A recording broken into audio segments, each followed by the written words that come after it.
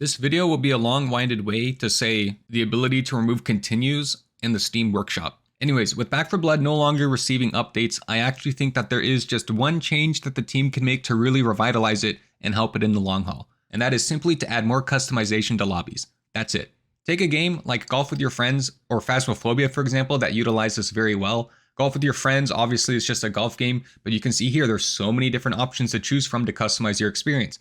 Maximum amount of shots per round, the amount of time per round, spawn modes, collision modes, hockey pucks, jumping, basketball. There's so many different things to customize. Now let's also look at Phasmophobia. You've got a similar thing. There are preset difficulties, but also the ability to customize those difficulties. And then what you earn upon completing that difficulty is dependent on how difficult you've made the game for yourself. Back 4 Blood has all the tools and mechanics in the game to help pull this off. If people feel like there's too much added to the game, then they can just simply remove them. At this point now, the discussions of Left 4 Dead versus Back 4 Blood are pretty old, and I think everyone gets it, as we're all well aware at this point the reasons why Back 4 Blood struggled with its target audience was because people expected Left 4 Dead 3, but got a game that, while still plays a lot like Left 4 Dead 2, introduced far too many mechanics than what a lot of people would have liked. A game people normally play for fun was modified to be more sweaty. That's the overgeneralization of it, but basically imagine being a diehard CSGO fan and you're excited for a supposed CSGO 2, but then you get Rainbow Six Siege. They're both games that are fantastic and are same to their core, but with way too many differences to seriously be considered the same game. They completely esportsified Left 4 Dead, and here's what I mean by that. Anyone that plays a competitive card game will tell you that most of the strategy is building the deck and not as much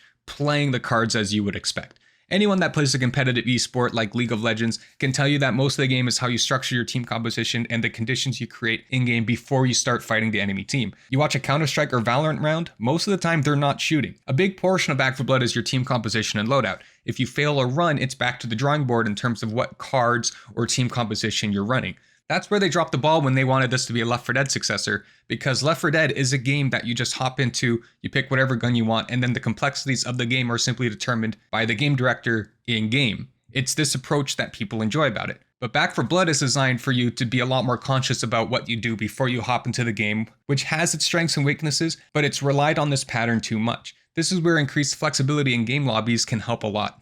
The card system is obviously a very core part of the game. With a lot of balancing that goes around them, you can add flexibility to this, a slider that determines how big a deck can get, how many cards you can apply per chapter, or even just turning cards off altogether would be a huge step, whether it be cards for you, corruption cards, or just cards altogether for everyone. If a specific part of the run is reliant on mutated specials or mutated infected, you can absolutely keep those in. I'm just trying to paint a concept.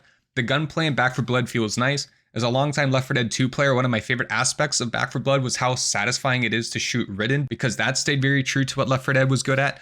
Whether it's a single headshot or mowing down a horde, I've never really been one to enjoy sprinting or aim down sight mechanics. I prefer the tac shooter style of CSGO, Left 4 Dead, and Valorant. In Overwatch, I don't play Soldier, Ashe, or Widow. Deep Rock Galactic is about as close as it gets for me, but Back 4 Blood, it still felt nice. But you can have these modified as well if you're trying to appeal to more tac shooter players. Infinite stamina adjustments, maybe removing sprinting altogether, and maybe aim down sights to make the game more of a tac shooter. I don't see this one getting much use, but it's just something else that you can toggle off and on.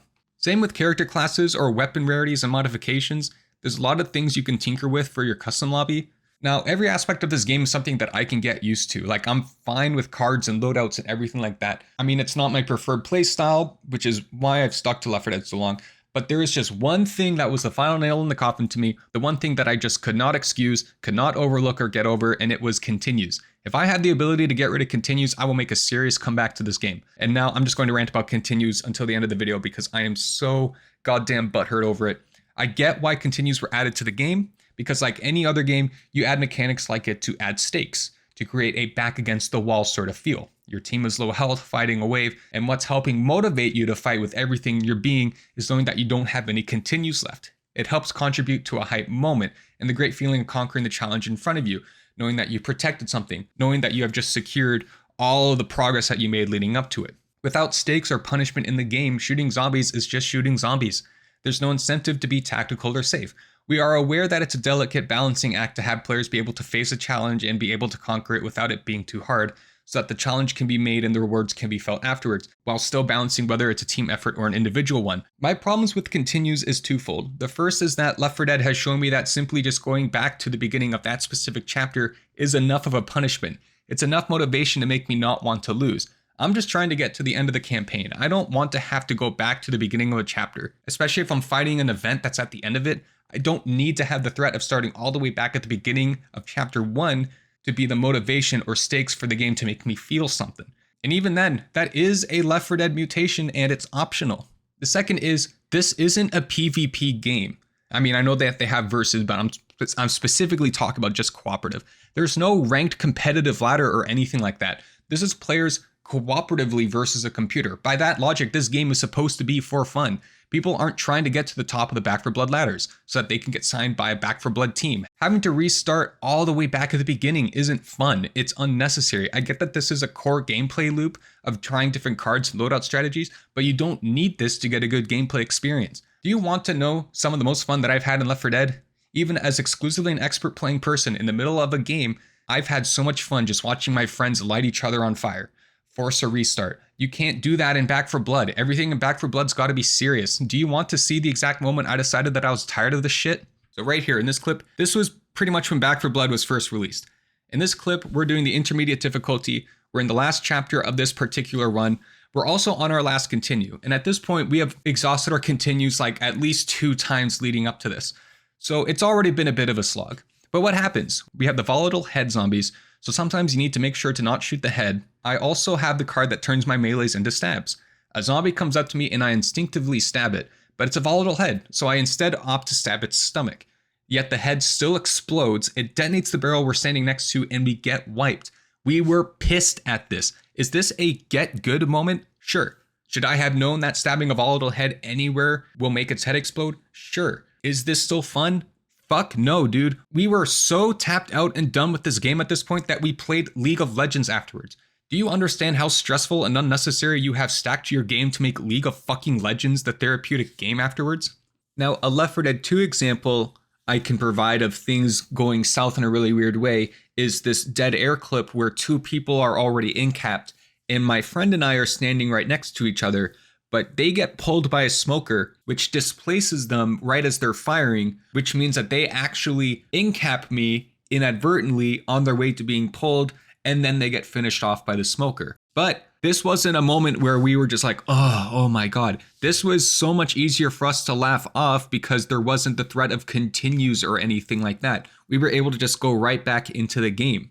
We just want to be able to get from point A to point B in a campaign in a single night without it feeling too easy or too hard, without having to adhere to specific metas or cards. This isn't too much to ask because Left 4 Dead's been scratching that itch for years and it came out over a decade ago. That's where the rant ends. Having complications to the game isn't a bad thing, but you also can't expect everyone to enjoy it. But if you implement a system where players have control over what mechanics they can play with in a game that's supposed to be for fun without a competitive ladder, you open your doors to a lot more types of players. Right now, I don't think it's attracting very many casual players.